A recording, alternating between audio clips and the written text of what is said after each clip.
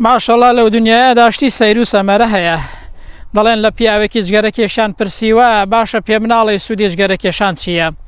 گوتوویەتی سوودەکەی ئەوەیە شەو تا بەیانی هەر کۆخۆکۆخمە و خەوم لێ ناکەوێت یەک دز ناوێرێ بێتە ماڵەکەم و بە پەنای ماڵەکەمدا بڕوات چونکە هەموو شەوێ بەخەبەرم و هەر کۆخەکۆخم دێت. کوڕە بەو شتانە خۆت مەخەڵەتێنە. وەرە با پێت بڵێم چۆن واز لە جگەرە کێشان دەهێنێت. وەرە لەگەڵم.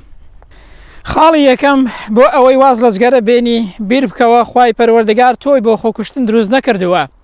بە پێی قسەی دکتۆرەکان جگەرە کێشان خۆکوشتنێکی هێواشە.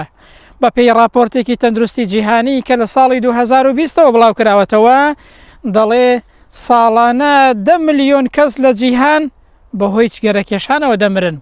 ناترسی تۆ یەکێک بیلەوانە؟ خاڵی دووەم ئاگر لە ماڵی خۆت بەرمەدە. خوای پەروەردگار ماڵێکی پێداوی وریابە لە حەڵاڵدا سەرفیکە چونکە لە ڕۆژی قیامەتێدا لێت دەپرسن ئەو ماڵەت چۆن پەیدا کرد و لە چت سەرف کرد. جا پێت عیب نییە لە بەرامبەری خوای پەروەردگاردا بڵێ وەڵا لە جگەرە کێشانم سەرف کرد. خاڵی سێیەم بیرێک لەو بوونە ناخۆشەی جگەرەش بکەوە ئەی کاکی جگەرە کێش. وەختێک لای کەسێک دەیکێشی یاخود لە شوێنێکی گشتی دەیکێشی کوڕە پیا و خەریکە دەخنکێ لە بەربوونی ئەو جگەرە پیسەی. خاڵی چوارەم بڕیار بدە و ئیرادەت بەهێزکە و پشت بە خوای پەروەردگار ببەستە.